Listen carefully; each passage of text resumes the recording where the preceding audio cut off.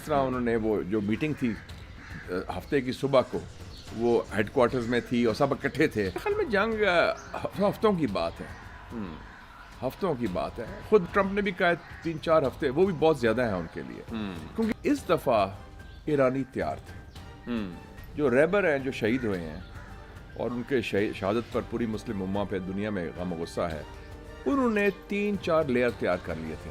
اگر میں جاتا ہوں میرے پاس یہ آئے گا, وہ جائے گا اس کے بعد یہ آئے گا, وہ جاتا ہے اس کے بعد یہ آئے گا. 3-4 لیئرز آف لیڈرشپ ہر میجر محکمے میں, army chief, revolutionary guards, intelligence اور ڈیفنس کاؤنسل, سارا یہ ہوا.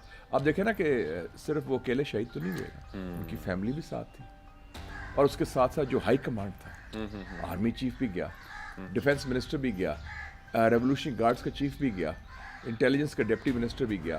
تو وہ کافی بڑا انہوں نے کیا, لیکن اس کے 1.5 گھنٹے کے بعد میزائل فائر ہو گئے تھے.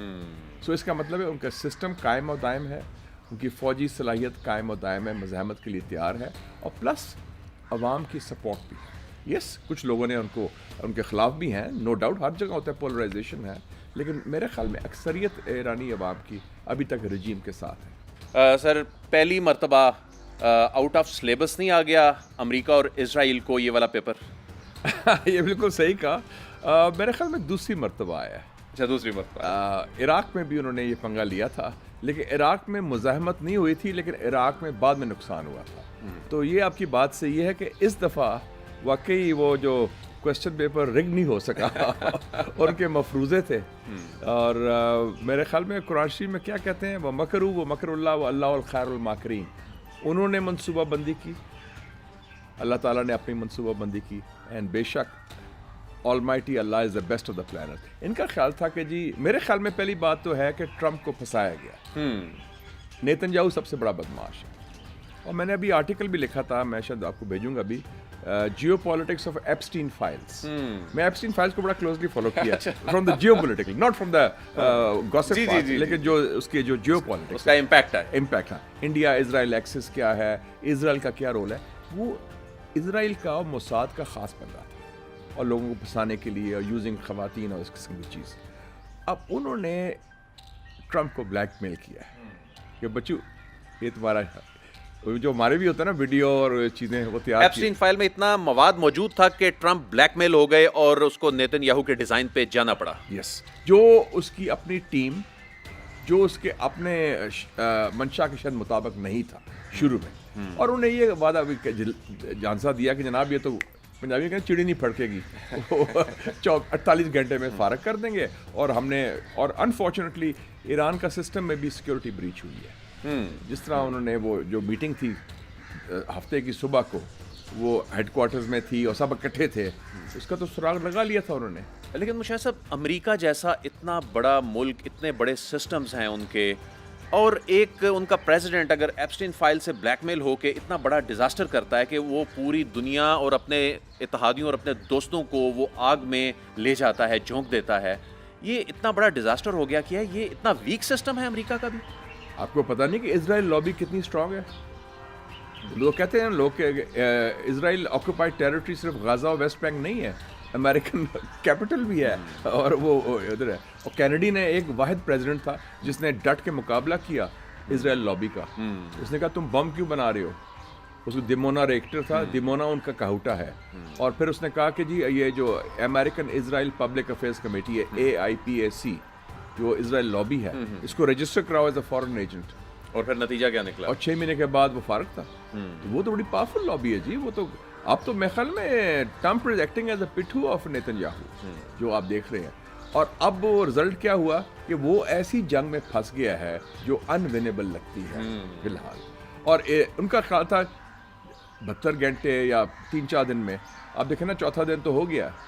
تو پہلا راؤنڈ تو ایران سروائیو کر گیا, اور بلکہ ایران کا اسٹریٹجی ہے کہ جنگ کو طویل کرو اور جنگ کا دائرہ بڑھاؤ. لیکن کیا وہ جنگ کو کئی مہینوں تک لے جانے کے لیے اس کے پاس اتنا اسلحہ, اتنے میزائل ہیں آپ کے خیال میں؟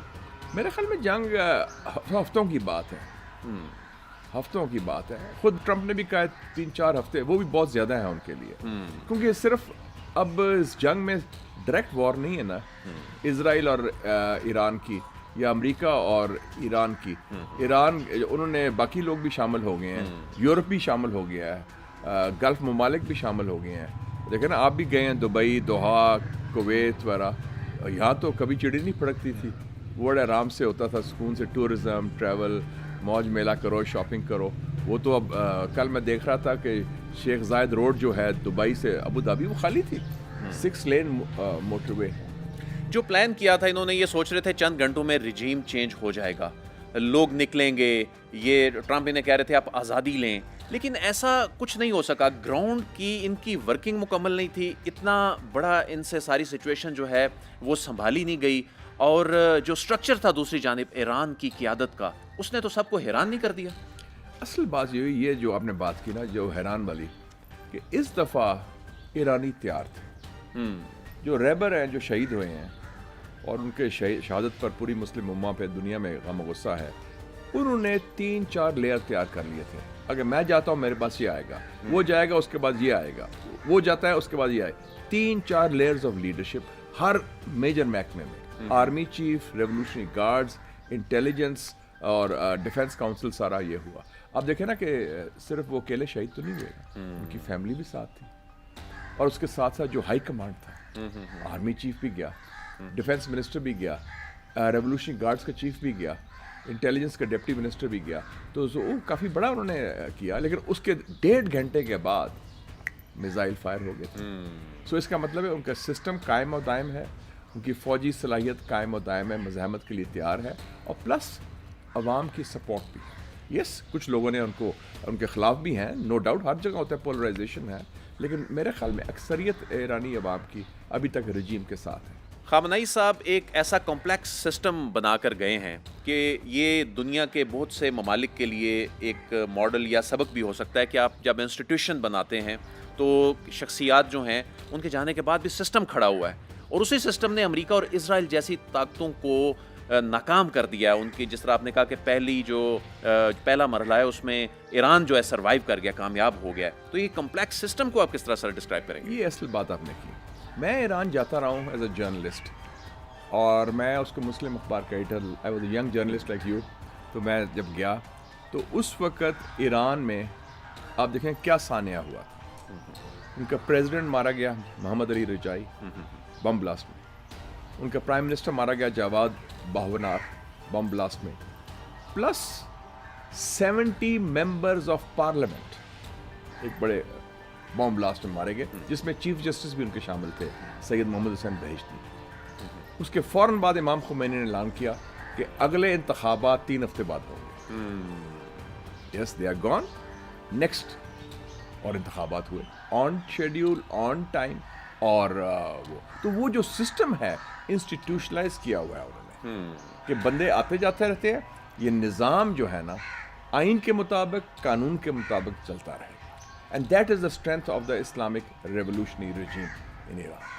امریکہ نے اور اسرائیل نے شاید اینٹیسپیٹ نہیں کیا تھا کہ یہ جنگ جو ہے ان کے اتحادی ممالک جو ہیں جن کو خطے میں انہوں نے جگہ دی ہوئی ہے, ان بیسز دی ہوئی ہیں, وہ ان کو بھی لپیٹ میں لے لے گی. اس حوالے سے ان کی کوئی بظاہر تیاری نظر نہیں آ رہی تھی. وہ 8 ممالک جو ہیں وہ ایران کی رینج میں آ گئے, اور میرا خیال ہے اب ان ممالک کو جو کرائسس کا شکار کر دیا اس جنگ نے, وہ امریکہ پہ, اسرائیل پہ کوئی دباؤ بڑھا رہے ہیں کہ اس معاملے سے نکلیں, وائنڈ اپ کریں, ہم پھنس گئے. آپ دیکھیں نا کہ یہ بات کا اندیہ دے دیا تھا ریبر نے ایک انٹرویو میں جنگ سے پہلے. انہوں نے 2 بات کی تھی. ایک, انہوں نے کہا تھا کہ اگر خدا نخواستہ حملہ ہوتا ہے تو یہ جنگ صرف باہمی جنگ نہیں ہوگی, یہ ریجنل وار ہوگی, علاقائی جنگ ہوگی. اور دوسری انہوں نے وارننگ دی تھی کہ جو لوگ اس جرم میں شریک ہوں گے, یعنی کہ جنگ کرنے کا جرم میں, جارحیت کے جرم میں شریک ہوں گے, ایران کے خلاف ہم ان کا وہی ٹارگیٹنگ کریں گے جو ہم اپنے دشمنوں کی کریں گے, اسرائیل اور امریکہ. یہ انہوں نے کلیئرلی کر دیا تھا. آپ دیکھیں نا اب کیا سچویشن ہے. اسٹریٹ آف ہارمس بند, 20% تیل بند دنیا کا. LNG جو ہم بھی لیتے ہیں قطر سے, 30% وہ ادھر سے آتا ہے بند. اب انہوں نے اعلان کر دیا کوئی کشتی نہیں جا سکتی اس طرح. سو ایک تو ہو گیا کہ تیل کی قیمتوں میں توانائی کا ایشو ہو گیا, پلس جو لاکھوں لوگ سٹینڈرڈ ہیں ایئرپورٹس میں جی. آپ کی ایمریٹس، اتحاد، قطر ایئر لائن تو اڑ نہیں سکتی کوئی، فلائی دبئی وغیرہ سب بند ہے. Dubai airport, Doha airport, Abu Dhabi airport. Travel, tourism, پھر جو لاکھوں لوگ آتے ہیں مائیگرنٹس کام کرنے کے لیے، ان کا آمد و رفت وہ ساری بند ہوگی. تو ان کی تو معیشت آپ دیکھیں نا، برج الخلیفہ میں اتنا بڑا ہوٹل ہے 7 اسٹار، وہ خالی کرانا پڑا ان کو. سب سے بڑی جو دنیا کی آئل ریفائنری ہے کدھر ہے؟ آرامکو کی سعودی عربیہ میں، راس تانورا. وہ ہر روز عدیل صاحب 5.5 لاکھ بیرلز آف آئل ایکسپورٹ بند. یہ تو بڑا، ایک تو پورا معیشت تباہ ہو رہی ہے. And it is becoming a bigger war. Cyprus جو ملک ہے وہ یورپین یونین کا ہے، لپیٹ میں آ گیا، یورپ تک اس کے شعلے پہنچ گئے. یورپ تو دیکھیں یورپین یونین کے ممبر تو ہے نا، ادھر برٹش اڈے پر حملہ بھی ہوا ہے. تو یہ جو جنگ ہے یہ شروع تو امریکہ نے کر دی، اور بند کرنے کا فیصلہ تو اب ایران ہی کرے گا.